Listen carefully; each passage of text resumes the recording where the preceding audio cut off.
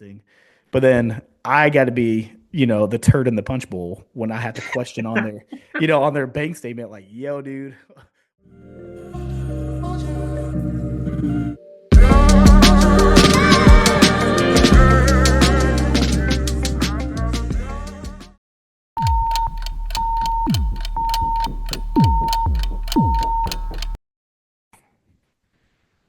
All right, man. This is it. And it's unfiltered. So anything goes, man. There's nothing edited, there's nothing taken out. So this is I raw. love it.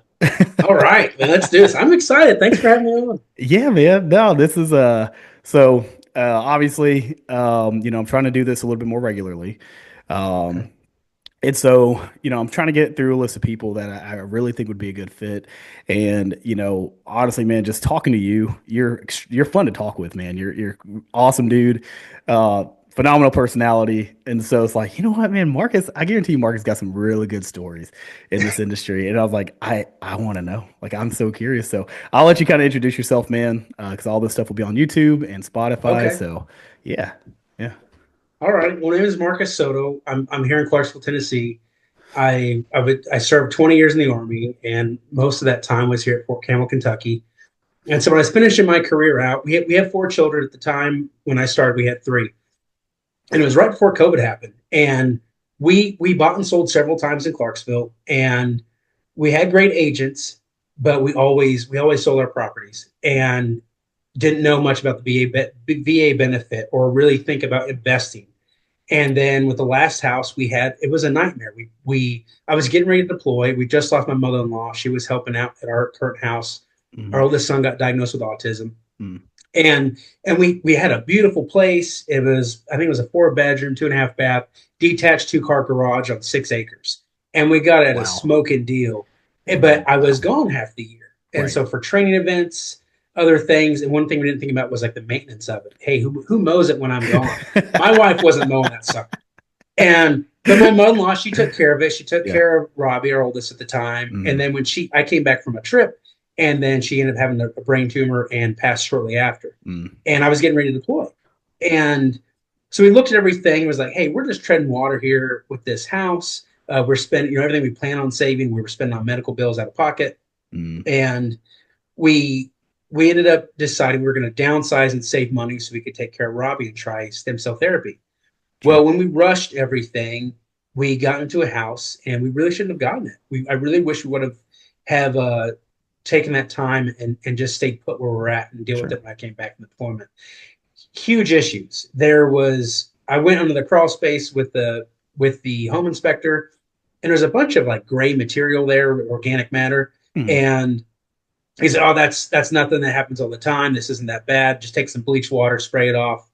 Well, he missed a water leak underneath the kitchen sink, Um, and so I was deployed, and we started, and my wife calls, just like, "Oh my gosh, it's a lot worse than we thought. There's black mold in the house and remediation." dude. So us saving money, we just dumped money, and it Right. was a huge issue. And then we left that house. Our doctor suggested that we leave, and so after we remediated everything, but remodeled the kitchen, all sorts of benefits, moved over to where we're at now, Mm. and then our COVID happened. And so during that time, after that last transaction, I thought about what am I going to do after I get out of the army. And I asked the agent that sold us the house, and she said, "Hey, I think you'd be great at it. I'll teach you everything I know, but I'm going to take half your money." And when she said it that way, it's like, ouch, that kind of hurts. It's a little brutal. Can you open that up for me?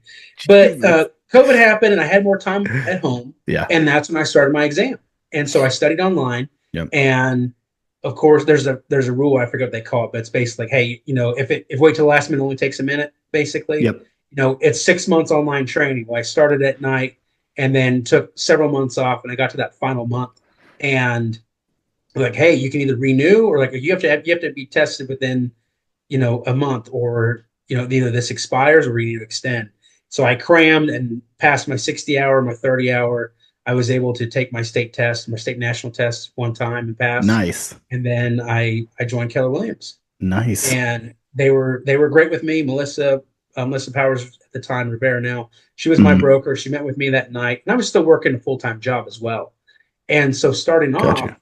at this time, I'm like maybe I'm 2 years out from retirement. and having to get started. So I signed up with Keller. Really didn't touch it for a while. Work was still demanding, and Hmm. then about a month later, they kind of called and said, "Hey, what are you doing? What do you got going on?" And that really started pushing me to get involved.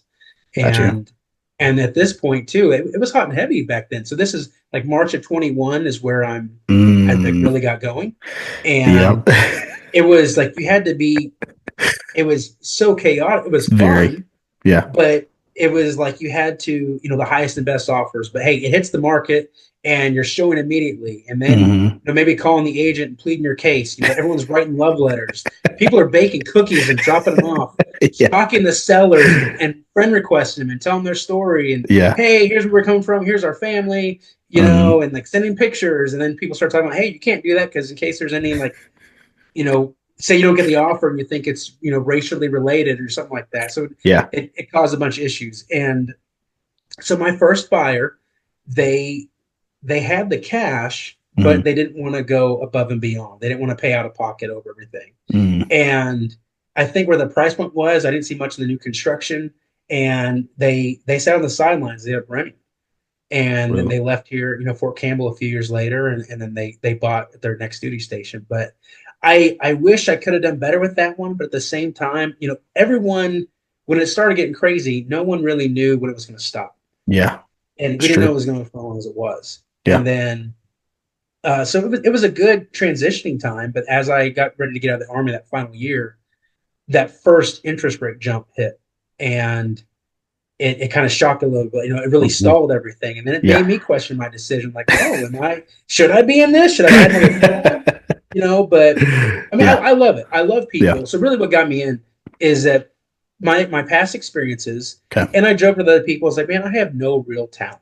I'm not a guy that can sit at a desk all day. I like to be out and work with people, and Sure. I love relationships. Yeah. And so it was something fun for me that I figured I can work with people. My schedule and my activities are kind of mixed up. I can be behind a computer 1 minute. The hours are flexible. Hmm. So I can help with kids when I need to, maybe work at night, tighten things up, start in Yeah. the morning, whatever the case is. And I have the value, I have job satisfaction with it, Mm. and it's been fun. And one of my mentors, Joey, said something. He's like, if you do it after 3 years, like you're in it for life. Right. So I'm in year 4, and I agree with that. Well, and I think it's a pretty cool point, though, man. Like, I think the era, because I had joined lending, prior to the madness, right? Mm-hmm. So I joined in 2019. So I had a couple of years to really adjust and try to figure out what this industry is about. And then, yeah, that faucet turned on, and I agree, man. It was probably one of the most chaotic times I've ever experienced, and I don't think a lot of people truly understand, like, we kind of talk about this a lot, and it's people want to talk about the interest rates, and I'm like, it is cool when they're low, but the amount of stress and the amount of work that you're going to have to compete for, these houses. I actually have a client coming on next month. They're going to talk about when they bought in the threes, and we're going to kind of talk about like, hey, when you bought just recently versus when you bought in the threes, the twos and threes, what was the differences? And hopefully it's like an eye opener for a lot of people, man, because obviously I would say from if you say something and I say something, I think a lot of times we're kind of deemed as salesmen, right? Like we're Yeah, sales, like we're we're we're 100%. we're already kind of written off. Like we're like, yeah, You have an agenda. yeah, Yeah. exactly. So like we're following that narrative, like, hey, this, and this, but it's like, but what if you talk to somebody who has no connection to this industry? And so it's like, okay, perfect. So I was like, let me get one of my past clients. They're awesome. We still keep in touch. And I was like, hey, you may be camera shy, but we're gonna talk about this. And they're like, I love this. So it's gonna be really good with man. But I'm glad I got you on because um, I know, I think we've only done a couple of deals together. I think you were the listing side. Yep.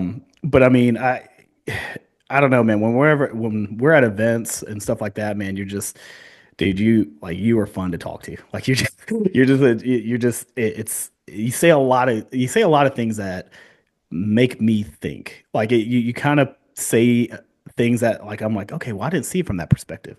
And so it's Hmm. like, when you kind of talk about certain things, I'm like, man, I was like, he's kind of giving me a different lens to look through. Because I'm so accustomed to, working in the small group of agents I work with, but it's kind of refreshing to kind of see what's outside of, what I have, or what I traditionally work with. So, um, well, cool, man. So, okay. So you got in after the military and it was really just because kind of had a shitty experience roughly. And you just really wanted to kind of maybe, get into the industry Yep. to really kind of see, how could you be an asset essentially. That was part of Um, it. Yep. Felt, okay. felt like I could do better. Felt like I wanted to take care of Yeah. my clients Yeah. and also give it a shot because I think as far as the rewarding and Yeah. fitting, yeah. And so here I am. Yeah, yeah, okay. So let's talk about like some of the some of the struggles you see, right? You and I are in the same market, okay? I obviously it's been a weird couple of years for sure. It's Mhm. been unique. I mean, it's still a rewarding job. I know you still produce Yep. very high. You do pretty well. I think I do pretty well. And so it's but again, it's a shift from and I guess I explained it to a lot of people. I was like, I can't really count those years when the rates were the twos and threes as something I can really reference to because that's kind of like the outlier, right? Okay. Like we can't really, yes, like it was a chaotic time. Like you really didn't have to do your job, like which is stupid to say. Like it is really dumb to say, but It's kind of hard to say, right? Like you don't yeah, want because people always want your value, but it's like, yeah, oh man, this is a slam dunk. it is like And in actuality, man, because it's like, look, we have all these buyers ready to go, and it's like I don't. It wasn't it wasn't hard to get business, put it like that. But when yeah, that faucet turned off, you saw a lot. I mean, it was huge. I mean, there was a big fallout on the lending industry. I think there was a big fallout in the real estate industry because everybody yep, soaked up and came in during that time. And when that yeah, faucet turned off because the rates jumped, everybody scrambled. yep. So I guess, coming from your side, I'd like to kind of hear, let's just say kind of, past year to like, I guess, these past couple of months, what have you seen as like the biggest hurdle that you're seeing in like, let's just say our market? Well, I think the biggest thing, being in a military town, we're still transient, and so depending on when people bought, and if they Sure. bought over list price, let's say in Mm, 21 and 22, sure. and then everything kind of drove back down. I feel like towards the end of 22, Mm, and then now with higher rates, people are like maybe they're in like a 7.5. They bought in 23. If they get rid of PCS, where their value is on their house as well. yeah. Yeah. And so people are, I think some buyers are stuck because they got that rate buy down, or their agent told them that, or they just counted on the rates dropping in the next year. Well, they're Yeah. still stuck at a higher rate and it's above what the average rent price is going to be. Mm, And they can't really sell because they can't afford to pay any broker fees and right. maybe any buyer's closing costs. Because new construction right now, there's a Yeah. lot of new construction they're offering some crazy incentives to get Oh, in there, yeah. Yeah. which is great. But when you're new construct, or when you're existing and just about within a few years, it's hard to even break even and get out of it. So Yeah.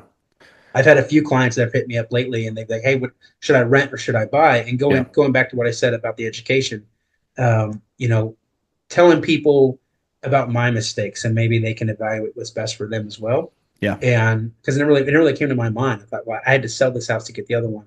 But I've had a few people lately, and I've looked at their house, and one example, it was around, we'll say 300,000, Mm, and current comparables in that area is like maybe 305. sure. So depending on what they owe, if they didn't know money down, what they're, and they also can't do a VA assumable because the rate's too high. So Yeah. some people are having a problem with that. I think buyers are also scared.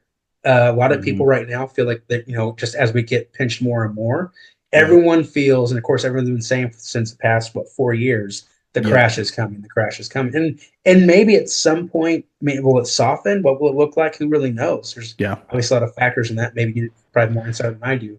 Yeah. But it's when you look at what you can pay for rent, maybe be okay or over BH, or your rate within your range, you're comfortable with that versus Yep. what it's going to take to buy. There's Hmm. some people that don't want to take that chance. Just they're not ready to make that move. Yeah, and Those, I think you bring up a really good point on that, man, because I think I chat about it quite a bit. And I was like, I'm not one of the loan officers who's like like, hey, you should buy now. It's a great time to buy. I'm like, there's really never a right time to buy. It's really just based on your comfortability. Like, you know Yeah. your budget. I talk budget with you. But at the end of the day, I'm not the one living in that house. I'm not the one paying your mortgage. So you got to be the one comfortable with it. So there's really no right time, whether it's now, whether it's 5 years, like that's a you call. But Yep. again, there is consequences and there's risks of waiting, there are like, so it's kind of like, weigh out your pros and cons, like what's most important to you right now. I think I hear probably the biggest topic on my side is the whole crash thing. A lot of people are feeling this balloon getting ready to burst, and then we're going to Hmm. be at the mercy of a big market crash. I don't, me personally, I don't foresee that happening. I really don't. And here's kind of the logic and the reasoning behind it, right? Is, there's too many factors and there's too many layers to, I think, to allow a real estate pop. Okay. The reason why I say that is we really only have solidly in recent times is 2008 is what everybody loves to reference. Everybody loves to reference it, right? They're just like, oh, it's going to happen. It's going to crash. We're gonna buy a house that's originally worth 500K for like 150K. Not happening, like Yeah. it's kind of wishful thinking the way I look at it, right? Hmm. Because back then there's way more supply than there was demand. Way more. Like there's builders who just sat and sat and sat. Now you take Clarksville, and yeah, you do see a lot of sitting, but we're not talking like, hey, it's been sitting for over a year and a half, 2 years. Sitting to me is like, hey, the average 60, 70, 80, 90 days, right? Hmm. So like to me, that's sitting. Okay. That's just your normal time frame. So I think the issue we're going to see coming up is what plays a big factor into it is the wildfires in LA, right? So Okay. those wildfires in LA, those were not small ticket items. They were, multi-million dollar homes.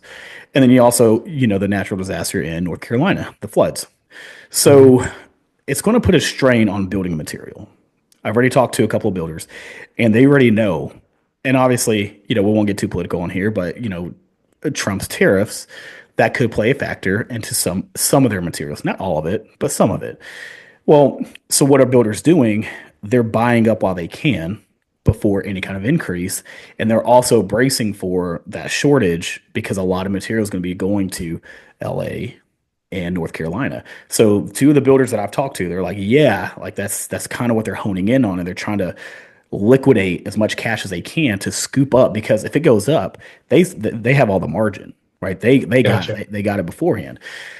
And so the whole notion of I think crashing is I think unfortunately the supply is going to play a big factor into the cost of these homes, right? Hmm. And I mean, and rates are anticipated to drop.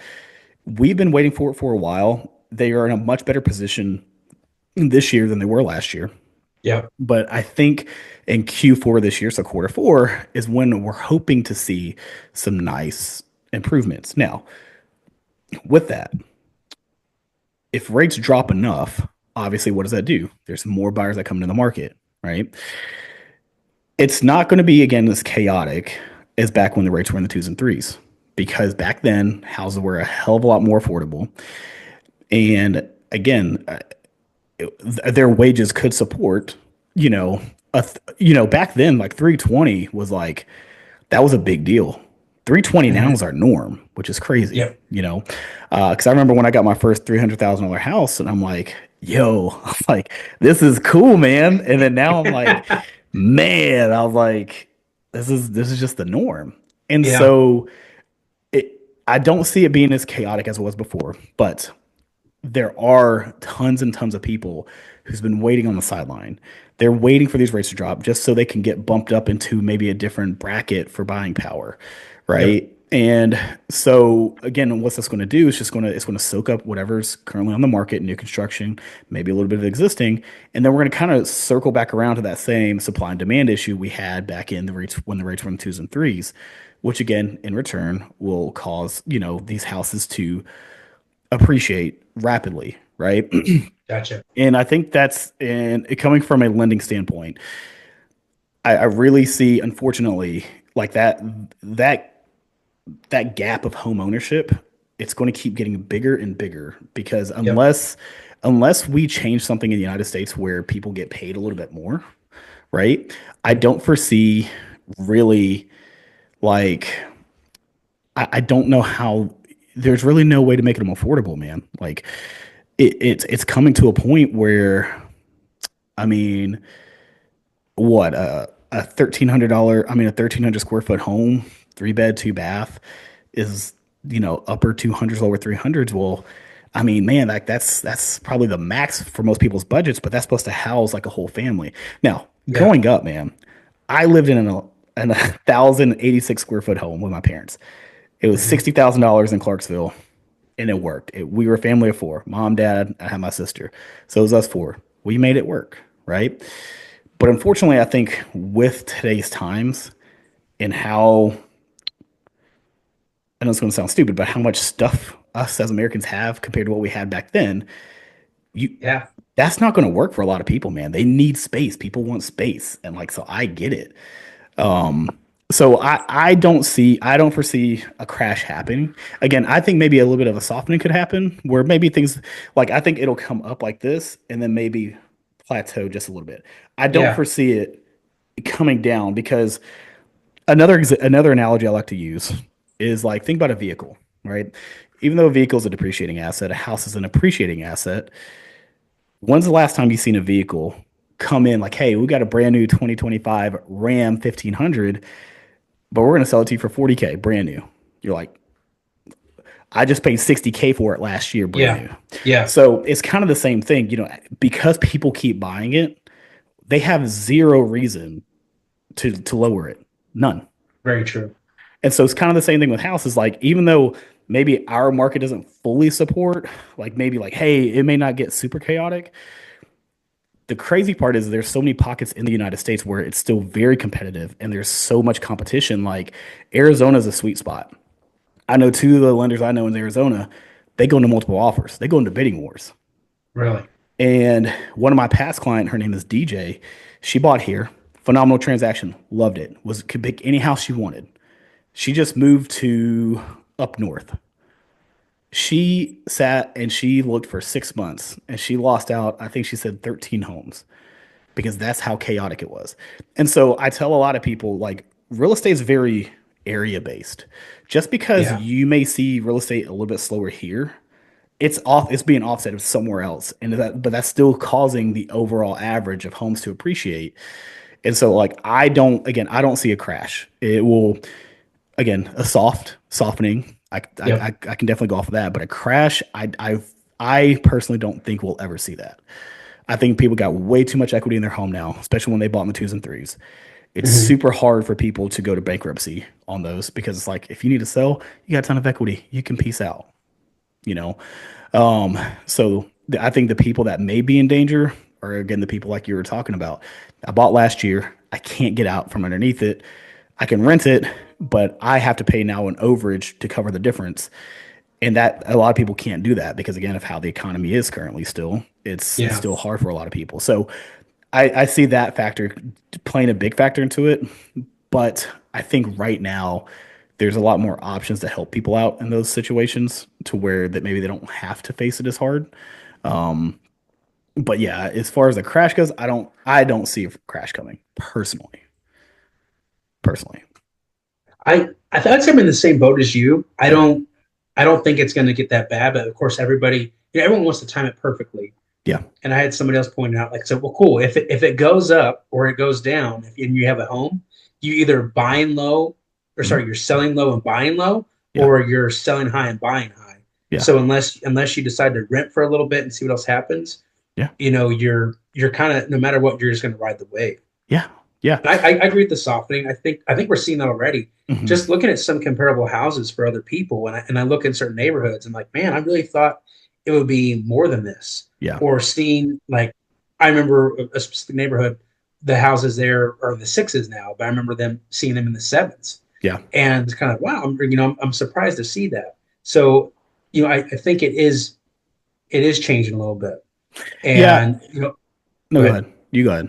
Well, the other thing is like people, I think when it did go up so high and so fast, Yeah. a lot of people that have that equity they bought like early, let's say early teens, and they're ready to Sure. offload it now for whatever Sure. reason. They're like, screw it, let's just beat out the competition and get the sucker done. There's Yeah. so many different people, and it just depends on their circumstances. Others want to squeeze every dollar, and Mm. some just want just to get it done as fast as possible because this is hindering my next move, and they have enough equity where they can Yeah. offload more. Yeah. And so, I think I tell a lot of people, and I try to put it in perspective for a lot of people too, is a good way to think about it is the longer you wait, right? The house that you would have bought for 300,000, it might be 310, 320 when you get ready to buy, right? Hmm. Even though your rate may be better, that's awesome.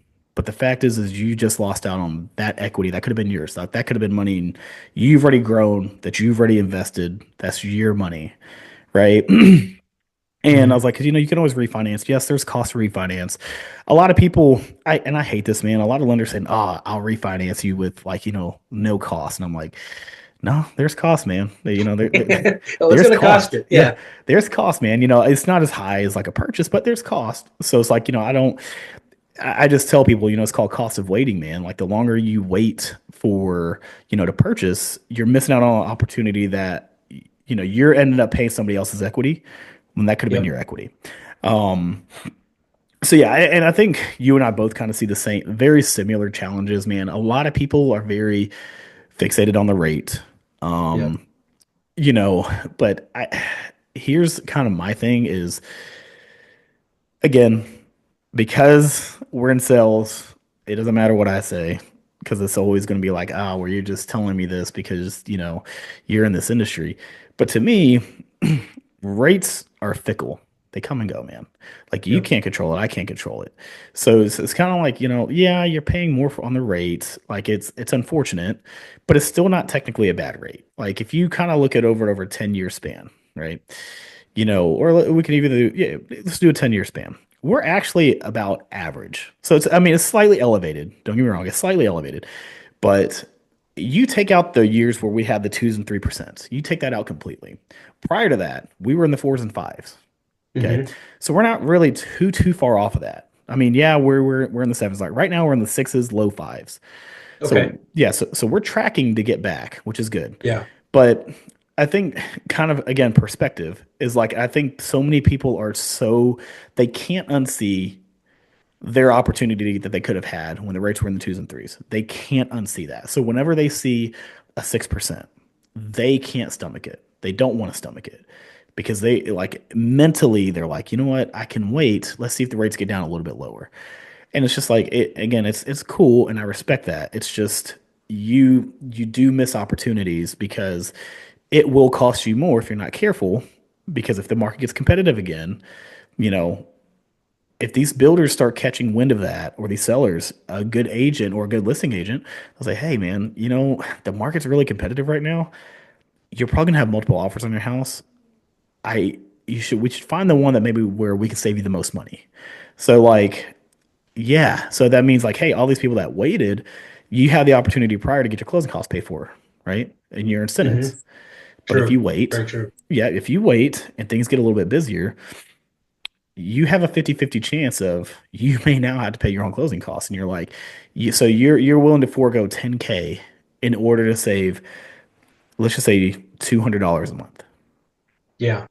And so Yeah. it's like, or you could have went in $200 more if that was within your budget, right? If it was within your budget, and then you could just refinance later, and you could have held on to your 10K. So it's again, the biggest thing, man, for me is that I'm with you. I'm big on education, but it's really I preach comfortability, right? Comfortability Yeah. is going to be your key because I actually talk a lot of people out of some price points, man, because they start stretching their budget, and I had to kind of reel them back in. I'm like, hey, you said you wanted to be here. That house is going to put you about over like close to $200 more than what you wanted to pay. Not that saying that you can't get approved for that. You're more well than can get approved for it. But realistically, are you going to be able to stomach the 200K? Like, I mean, the $200 difference that you had budgeted for. If not, then let's dial it back. And I was like, just wait to see if maybe another home comes up. Because unless this house is like something you're absolutely in love with and you're willing to make that sacrifice, don't just emotionally go for it because it's like it's better than what you saw. I mean, there may be another house that writes off all the boxes and is cheaper. I was like, you talk to your agent. I was like, I'm just letting you know you're more than well qualified. You can go get this if you want it. I'm just trying to reel you back into reality for your budget because it's all a honeymoon phase until you move in and you see that first payment. And you're like, damn, That's true. yeah, Well, you mentioned before, and I think it was really a big deal, like how you guys grew up, the size house you yeah, had, for you and your brother, it was you and your sister, sister, yeah, your parents, and then, my dad grew up. He was one of eight in like I think it was a one-bedroom house. That's what mm, they had at the time, yeah, and he said he hated that because he didn't know, he didn't have a bed. It was like he didn't know where he was going to sleep that night. It was yeah, always just depends where he was in the pecking order, who got to wherever mm, first. yeah, And then you look at houses that you see like around the memorial area next to where the hospital used to be, yeah, and it has that small, owner's suite, just that little half bath, the little pedestal sink and yeah, toilet, and the maybe that green subway tile or that nasty pink. And if it hasn't been renovated, these houses from the '70s, and yeah, it was a 3-2 maybe with a one-car garage. yeah, And you look at what I don't know what that cost at the time to now what you're doing, but you go in some of these new construction, you're right. Everyone wants a big living room, or you want a big owner suite, and yeah, the nice big tiled shower, and you're right. All that costs money, and then yeah, where else is that squeeze? Are you saving for anything else? And yeah, I'm guilty because we had the same thing. yeah, Like, oh, maybe we should be here, but oh man, this one really caught our attention. And so, but you get in there, I guess maybe like car shopping. yeah. Hey, I can get the base model, or but then the salesman shows the other one. It's like, oh, kind of like that. I like these other seats, air conditioned seats. Yeah, but let's splurge for it. But you're right, you pay for it, Yeah. so there Yeah. is that emotional attachment with it. But you're right, you should be having a house longer than a vehicle, and it is going to appreciate, like you're saying. Yeah. But the Americanism, I feel like what you're saying, everything is, what was that movie that had McDonald's, like the Super Size Me? We Yeah. always want to go bigger, better, keep up with the Hmm. Joneses, Yeah. and you're right, it catches up. It And does. It does, man. Because, and again, coming from somebody who, I grew up to where I had everything I needed, right? It wasn't yeah, anything over the top. To be fair, when people talk about going on vacations, that wasn't in our agenda. We didn't, yeah, we didn't have that. And so like my vacation was like, hey, I'm going to my cousin's house in Georgia and we're going to drive 9 hours to deep South Georgia to go visit my cousin. Like that was, I guess, my vacation. yeah, Um, so like, yeah, the thing is like now kind of looking at everything, it's like, when I talk to these clients, yeah, man, they have the, champagne taste on a beer budget. Like it's hmm, unfortunate, like I had a couple that they wanted hardwood throughout. They wanted, 3 bed, 2 bath with a bonus. And they're just like the nines and like, but they didn't want to go above 175. And I'm like, I was like, that hey ain't man. happening, man. Yeah, I was like, this is not my lane by any stretch of means. I was like, get with your agent. I was like, I'm going to go ahead and pre-approve you for this amount, but I'm going to let you know the odds of you getting all that is going to be extremely slim. I was like, not saying it's not out there, but I was like, yeah. that's not my lane, but I've done this long enough to understand, like, realistically, what are you going to get for that price point? I was like, if you want something like that, you're probably going to have to up that purchase price by at least, probably minimum 70 to 100K minimum to get, to write off all those checks. But Yeah. again, it's kind of like you said, man, like I kind of alluded to is, yeah, man, people just, it stinks, man, because like after being in this industry, I mean, yeah, like it's changed. It hasn't changed me as a person, but my lifestyle's changed a little bit because like I've never had Hmm. some of the stuff that I have, which is cool. But at the same time, man, I really think back to it. I'm like, man, I was like, it'd be nice to go back to just being simple again, like being very simple because I didn't have to worry about a lot. I'm just like, I have what I need. That's it. I don't need anything else. I don't want anything else. Like I'm good. Well, man, I don't know. We had some other good talks the other day about this stuff, Yeah, but people talk about, hey, we're living in the matrix, yeah, and everything, it's you're right. We're the consumer. We're being Yeah. sold. Everything is driving us to buy something else. Yeah. And my wife and I, different times, we talk about that. Like, we just want to go buy land and let's just build a cabin and take the kids out there, Yeah. and just be simple. Not worry about social media. Hmm. Not worry about these things. Just enjoy that time together. Yeah. But it's like, well, we're raising kids, and what's it gonna be like for them? Hmm. But do you travel much at all? Like, did you ever go overseas ever? Overseas, no. So when I was younger, went to Korea for just a little bit, Really? but Okay. yeah, just not anything. After outside of that, no, man. I've been pretty stateside. So I mean, I've been around to plenty of different states, but not anything overseas. Well, how was Korea? Do you remember anything about it? Man, I was too young, man. I Okay. was way too young. Okay. Yeah. I Yeah. deployed to the Middle East a lot, Okay. and just seeing, and I travel in Mexico, in some of those little areas as well. Yeah. But just seeing how other people live in their mud huts, and there's a Mm, bunch of kids running around, yeah. and and the bigger thing, I actually was in Lebanon as well one time, and we talked about family, Mm, and the guy basically told me, he's like, you Americans, you don't value family. Like, you guys cast them aside. You're all about taking care of yourselves. And I was like, well, that's not true. I was like, my mother-in-law lives with me. She's yeah. part, and he was really shocked by that. Yeah. And I think there is a difference in maybe also perception, but also how is it here? And you talk about people, they have a term for it. What, dual income, no kids? Is it Yeah. dinkers? Yeah. Yeah. Yeah, that's the thing. Everyone talks about. I don't want to have a kid because Yeah. they're expensive, and I want to live my lifestyle the way I want. I want to have the Yeah. car I drive, and so I guess it comes down to value. But I mean, any possession you have, is it hugging you back? Is it there wiping your butt when you need it when you're older? And like, Yeah. I mean, just that joy. My little baby girl right now. I think Yeah. about it a lot too. When you're stressed with work or everything else going on, Yeah. and I get to sit and when I have dinner, she knows, and we call her free range baby, Yeah. but I had a pot roast last night, and she knew it was coming, so she goes to the table and she gets in the chair and kind of like waves me over, like, "Come on, Dad, let's eat. What do we got?" And she sits in my lap and she makes a mess, and I just kind of sit Yeah. there, but I'm like, man, this is where it's at. This is Yeah. what matters. Yeah. So I agree with you, man. We get caught up, and I'm guilty too. Get caught Yeah. up in the material stuff as well. Yeah. No, and I think I think I got a nice little mix. I think truthfully, between, so my mom grew up pretty well off in Korea. My grandfather over there. Speaking of that, I think he's like in his mid 90s now, still Wow. kicking around, man. Yeah, and my grandma, so it's pretty cool. But so he was a high ranking official in the military. So my mom kind of, again, they were set for a while, so they grew up pretty well off. Rather than my dad, totally opposite, man. He grew up, poor in Hmm. South Georgia. He was a brother.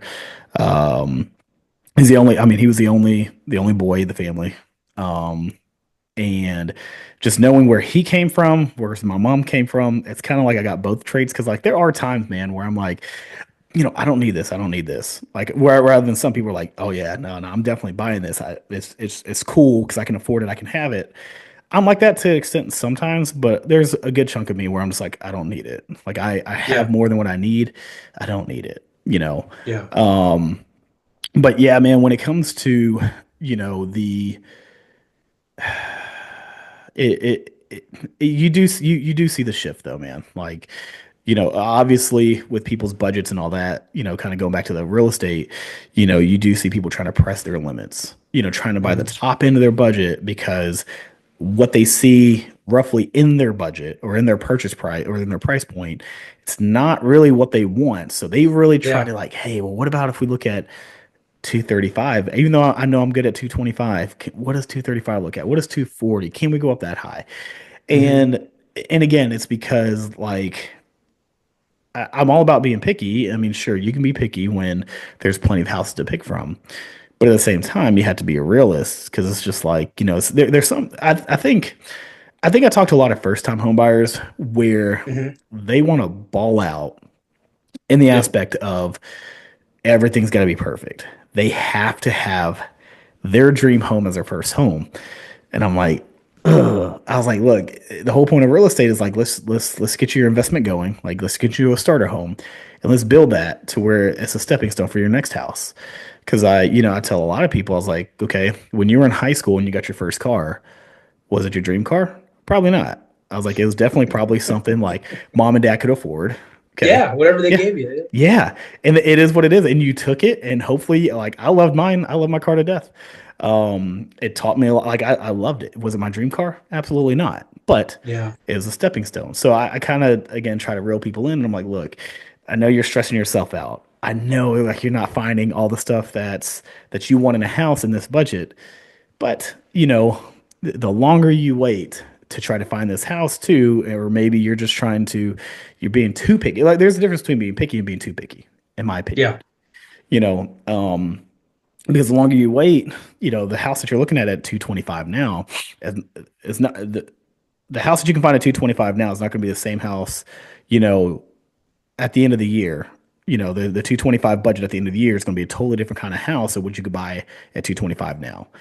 yep. And so, yeah, so I think those are pretty big hurdles that I think you and I see. I guess what's a big frustration that you see in this industry? You said in the beginning, I think that there's the you're the salesman, you're sleazy. Yeah, And I had one guy basically compare me to a used car salesman. And not that I mean, I guess a used car salesman. I mean, I don't know. I know a few, but like I don't. It's that's one of those jobs that gets the bad name, I think, yeah, as yeah, well. But I think that's a frustration. And yeah, then it's a lot of time. Sometimes people don't respect your time yeah, because you talk about you're always at that buyer's or the seller's call. yes, I've had some frustration. I've put time in, and the agents we don't get paid till we close a deal. hmm, If we don't close a deal, all that's gone. yeah, And I've had that happen. I mean, the first time it happened, it hurt me bad. I was like, oh my gosh, I can't believe this. And I was over there. I was pressure washing his house for him because he wasn't there.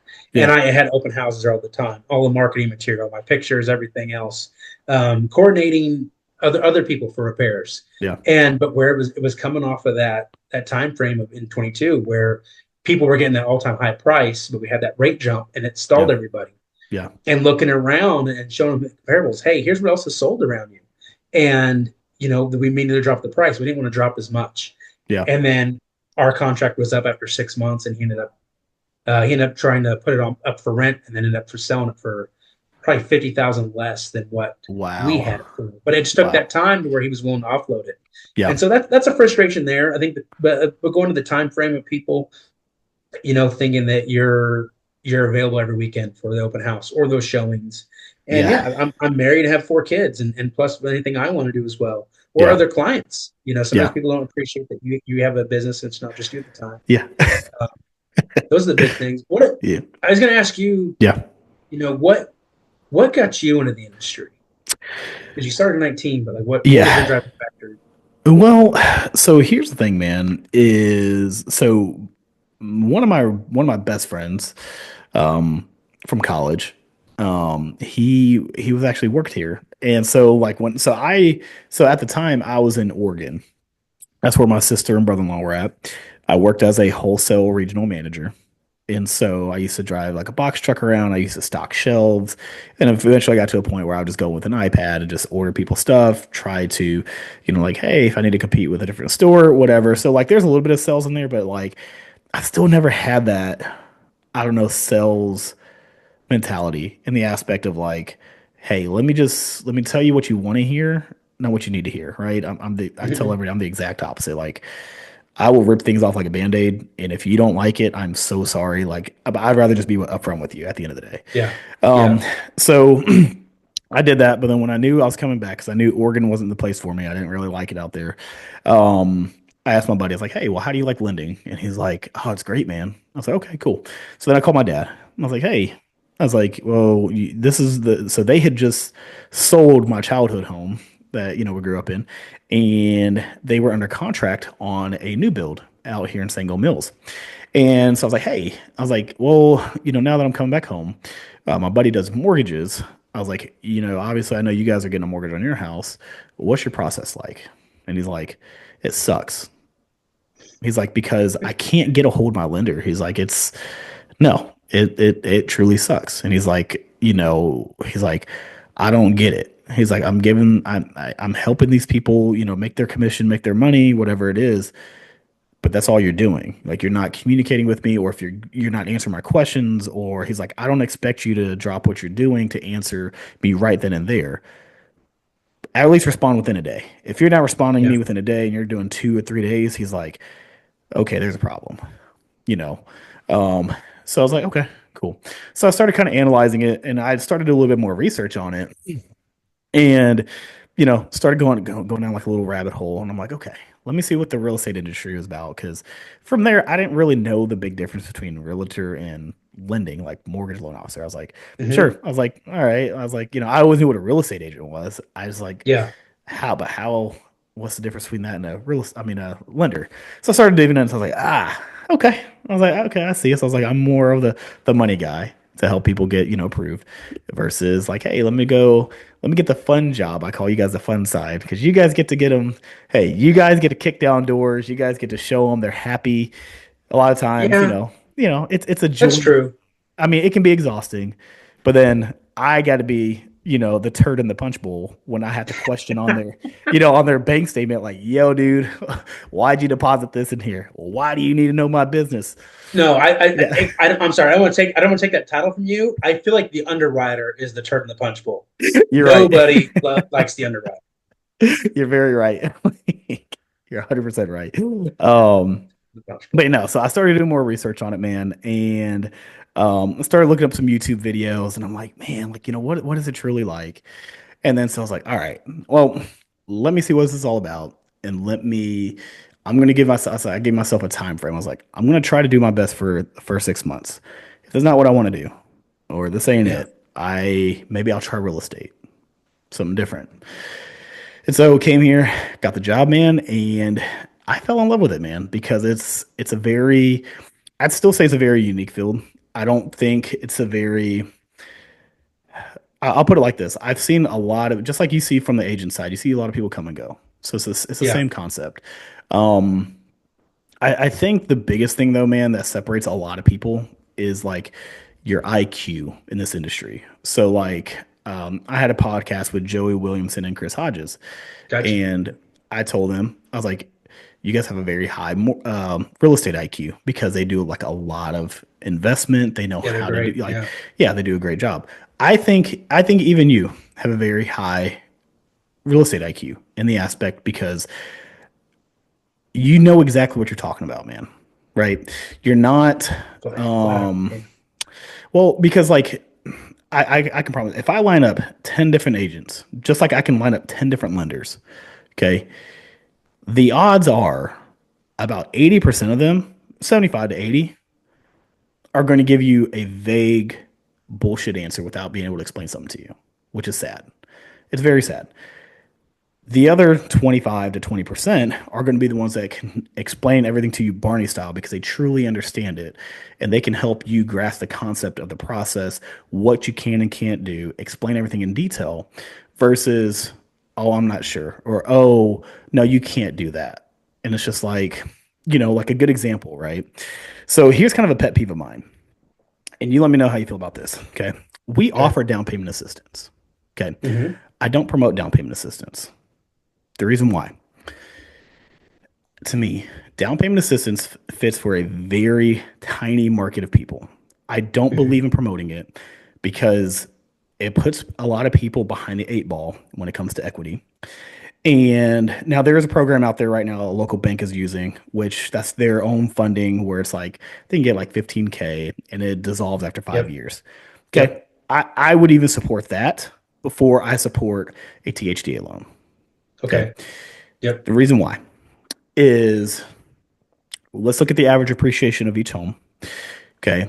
And let's just say, because a lot of times when people are coming to you or coming for a down payment assistance, they don't have anything. So they can't pay closing costs. They can't pay down payment. So they have nothing. Right.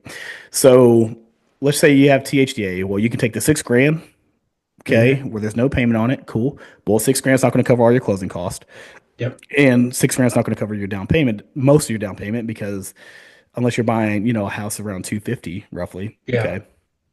So now you have to look at option B, where you take out up to, I think, 5% of the purchase price. So you can get up to 5%. So that'll definitely cover your down payment and closing costs if needed. So I've heard the pitch of, oh, well, they can be competitive. I was like, okay, well, in this market, we don't need to be competitive. There's nothing to compete for. Like the sell, the sellers are competing for you. It's not I Yeah, should be that's very true. your Yeah. buyer shouldn't be competing for an offer. So like let the sellers pay your closing costs. Why do you need to go so far upside down on the home? When you're looking at this, right? Um, so and I think I ask a lot of people, man. I was like, well, what's your dream? What's your game plan of this home? How long do you realistically plan on being in it? Oh, what's our starter home? I mean, honestly, 5, 6 years. I was okay. Well, let's kind of like crunch some numbers. Okay.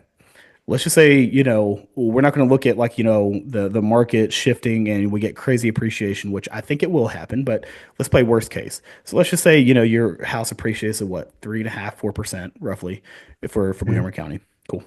All right. Well, we're going to increase it. Let's just say after 4 years, you have this much in. Okay. Well, there's cost to sell.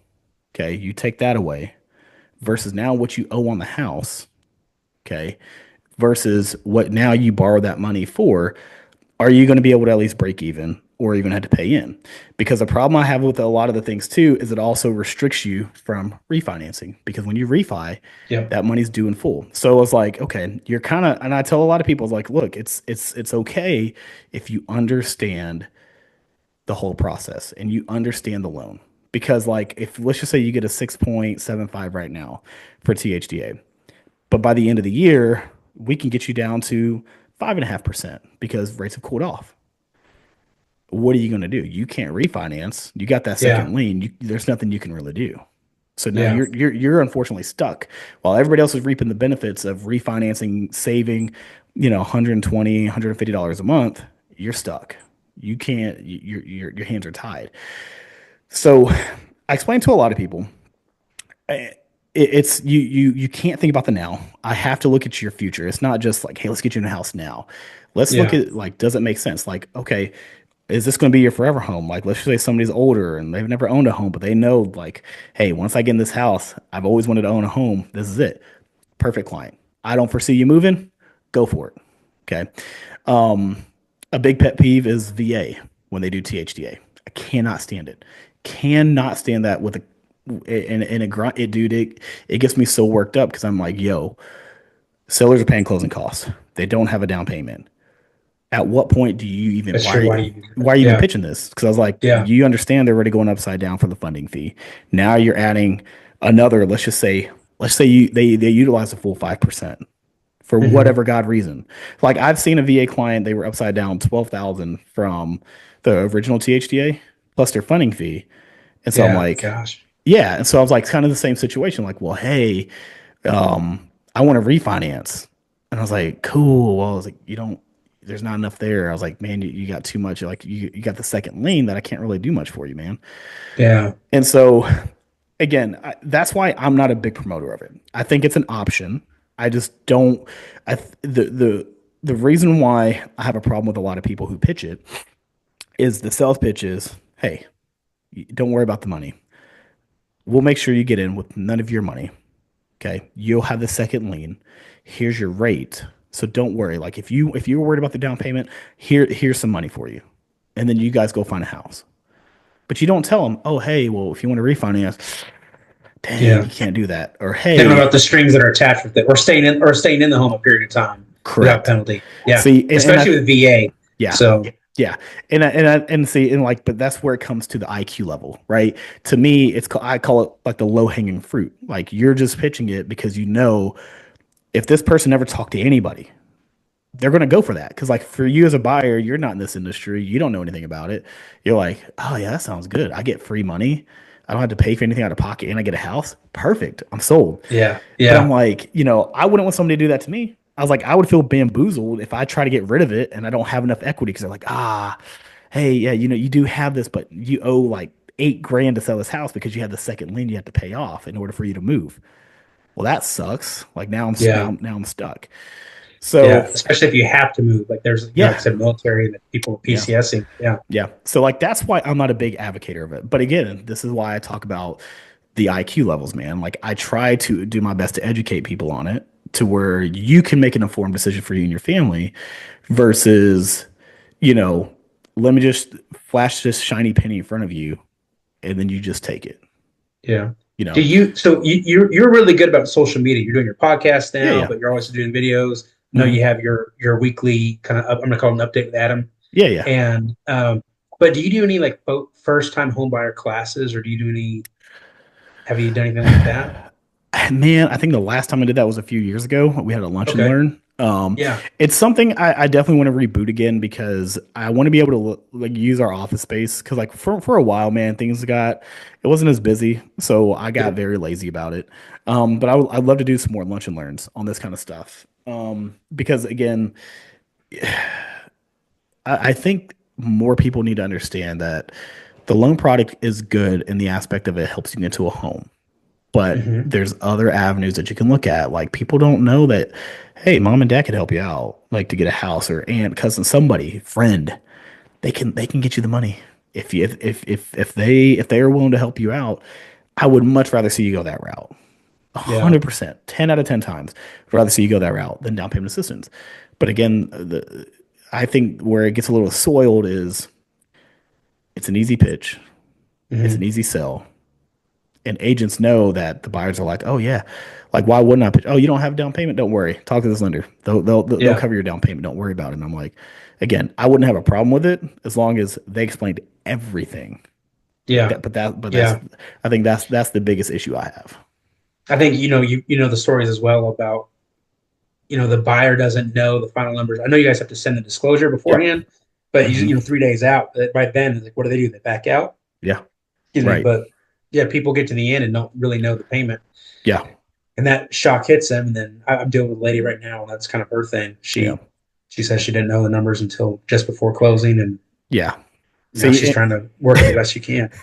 yeah, see, and that's a garbage thing, man. Like but that's why we get that name.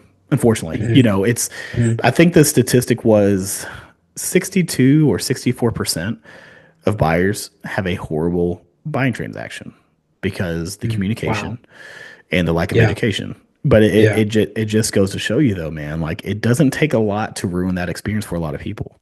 It really doesn't. I think a lot of people are very surface level, meaning they know enough to get by, but Yeah. without actually, again, understanding the market, understanding what you're talking about, there's a massive difference, man. It's so mind blowing. And again, I could get you in front of a loan officer that all they do is sell.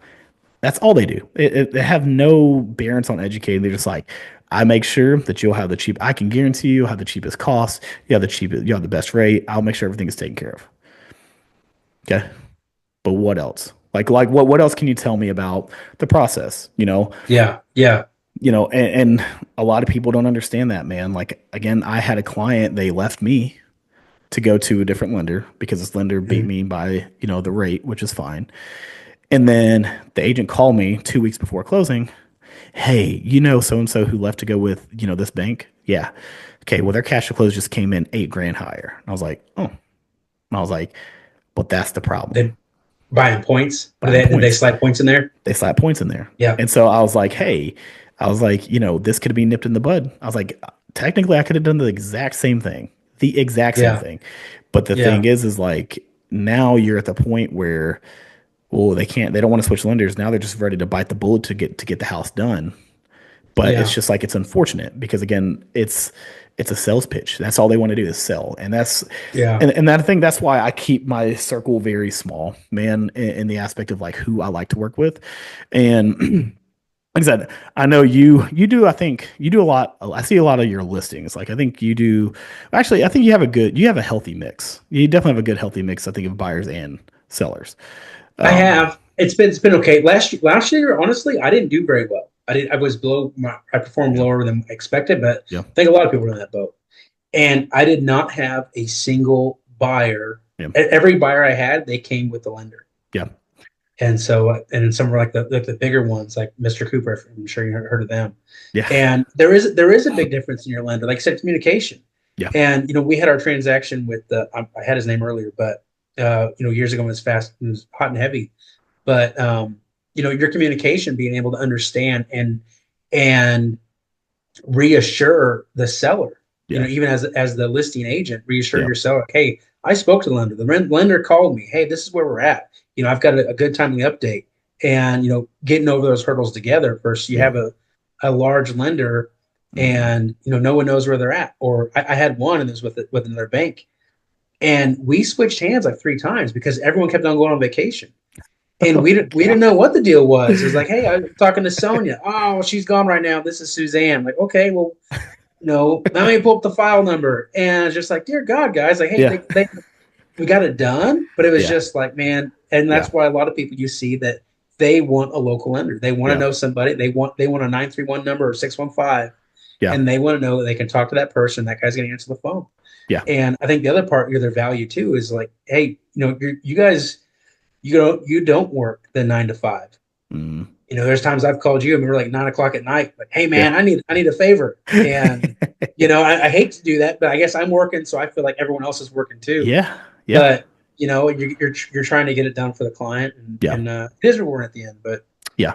but Yeah. No, and I think that's what a lot of people don't understand, man, is everybody's so focused on, so me being in the industry for 6 years now, it's a lot of people ask, I ask a lot of agents, well, hey, what do you look for in a lender? Like what's your driving factor?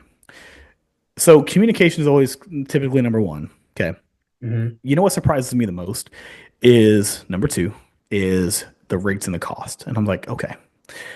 I was like, I here and you let me know what you think about this. Okay. Okay, Okay.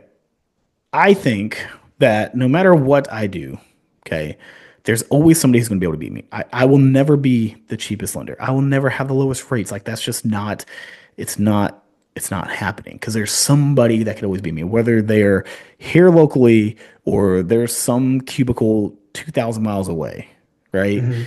Somebody can definitely beat me. Even if I can beat two other lenders, there's somebody else still behind me who can beat that lender, and there's somebody behind that lender who could beat them. It's really just picking and choosing again, like who you're comfortable with. So when agents say, Yeah, "Hey, rates and fees," okay, so I think it's too much for an agent to look into for that, and the reason why is because everybody's situation is different, man. And I don't think a lot yeah, of agents understand that the lending side things change on us. Like meaning the banks that we sell our loans to, they run promotions like meaning hey like we want to do heavy va right now so we're going to give aggressive pricing here so cool so 1 month I may be able to knock out so many different people but then it, they may do a transaction with somebody else and they say oh well this lender doesn't charge this fee and I was like okay well technically we could have done the same thing it's just but we didn't need to because at the end of the day the seller's paying all this the cost so it doesn't really matter how we yeah. maneuver the money That's but true. That's yeah very true so right now. Yeah. but I asked him, and so I said, okay, so if that's a driving factor for you, I say, so let's just say I have a seller and I want to refer them out to somebody, right? If I asked you, like, hey Marcus, what's your fee? Like, what do you charge to sell your home? And you say, well, the norm's 6%, or whatever you may say. I think it would suck to say, ah, dang man, somebody said they're going to do it for 4%. They're going to collect two, they're going to get two. So I'm just shopping around to trying to get my sellers the best deal. Hmm. It sucks, man, because like I try to explain that to a lot of agents. I was like, that's really the concept. It's just like, even though I know you could get the job done a hell of a lot better because you're more personable, you know the market better, you understand the flow. I know they're going to have a better experience with you monetary wise, oh, this other lender makes more. I mean, this other agent makes more sense because they save so much more money. Yeah. It's kind of the same thing from the lending side. So that's why I was actually pretty drawn back to like, I don't think that should be a big concern for an agent. I mean, I'm all up for helping the client for sure, right? And I'm not trying to rake a client over the coals with stupid fees. I would say for the most Yeah. part, we're pretty competitive. I mean, I know there's other lenders that could kick my butt, right? It's just realistically, is the client happy? Can we give him a good experience? Like Yep. that's the way I look at it. Yeah. So what's your thoughts on that? Man, I would fall. in line, I guess I've gotten that habit of, hey, trying to get the best rate for the Yeah, client. sure, And kind of I've had a few where they've, you know, kept me in mind with certain things. sure. So they've checked in on other things, and I'm kind of like, okay, I'll work with you and hit this and this. But I Yeah. agree with you, man. I think there's a lot about the customer service aspect, Mhm.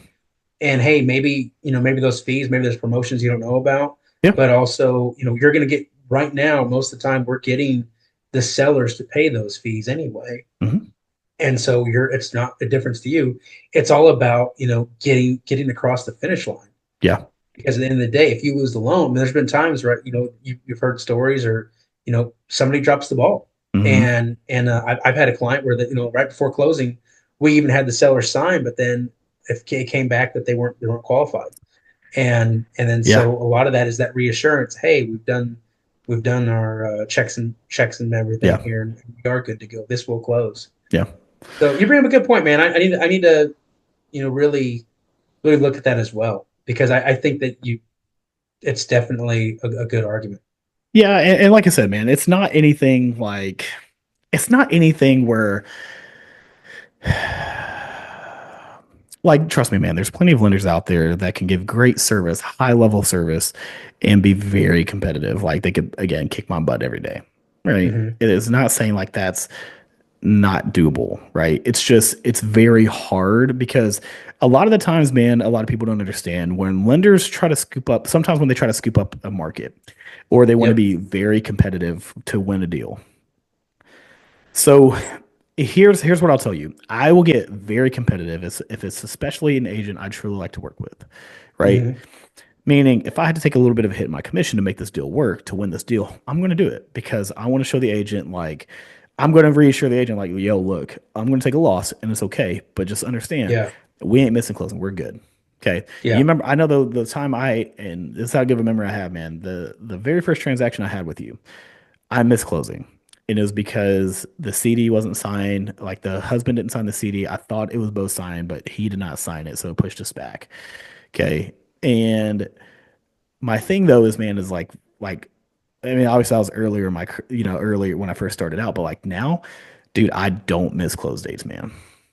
Yeah. I don't miss close dates. I don't have fallout because I learned from those kind of stuff, man. You had to triple check everything. You had to do everything. So like now, like, mine's almost a guarantee. Unless this client wants to be stupid and quit their job or they want to go blow their money for something, right? Yeah. The deal's not going to fall apart because of my side, the lending side. And Yeah. so, um, but kind of coming back to everything, man, it does suck hearing that, man, because it's like, guys, like, you can find a better deal anywhere.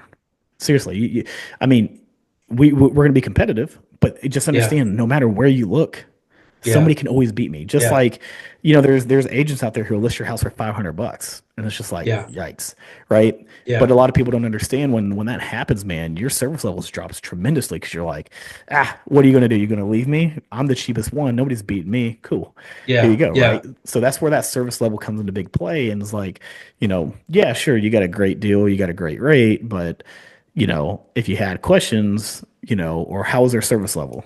Yeah. Yeah, they weren't the best. It's like, Yeah. so stuff like that. So, No, I agree, and it's hard. Also, like the same yeah, thing is like, hey, I can't make a living on $500 a loan right. or a closing. Yeah, Like, what I have to pay my broker, my fees, my monthly yeah, things, everything else, taxes, all that. Like, yeah, it's yeah, you just can't do it unless yeah, you have that big of a volume. At the same yeah. time, your service is definitely going to drop. It So is. there's a lot of there's a bigger aspect to it. Yeah. So, well, man, we've hit like right out of about an hour, man. It flew by I pretty saw quick. that. I So, thought we were going to do 30 minutes. Like, oh my gosh, I feel bad. I want to keep talking, but I know we got to get off. And yeah, man. So dude, no, thanks for the opportunity. And I yeah, really enjoyed it. yeah, man. I'll have to get you back on, man. We'll discuss another topic, but then I think at some point, dude, we'll get maybe maybe we'll do like a class together, or maybe even you and I can host like a happy hour. Like, I'll do like I'll get, we'll go to a Mexican restaurant, we'll get some chips and salsa, get a couple of drink Ooh, tokens. Yeah, dude. yeah. Now we're talking, baby. Yeah. Yeah, that's great. And So, we still got to do our video at Sam's Club. oh yeah, dude. Yeah. Yeah. Each it is funny, man, because like that's I always tell Carmen when we go to Sam's Club, I'm like, man, I was like, every time we pass by here, man, I always think about Marcus because I was like, I was like, I'm just hoping maybe I just see Marcus somewhere in here, man, just as we, How's the yeah. inventory? Is it gonna? Yeah. So, Well, cool, all man. right, man. Well, I appreciate you, man. I'll send you the link Okay. when it's up on Spotify and YouTube. So, but I'll Oh also wow. post it on Facebook and stuff like that. So, Awesome, man. cool. Thank you so much, dude. All Have a great day. right, man. You too. Bye. Bye. Beef, I had to let it be. Spend a lot of time wasting energy. That ain't made sense to me logically. But I feel way better when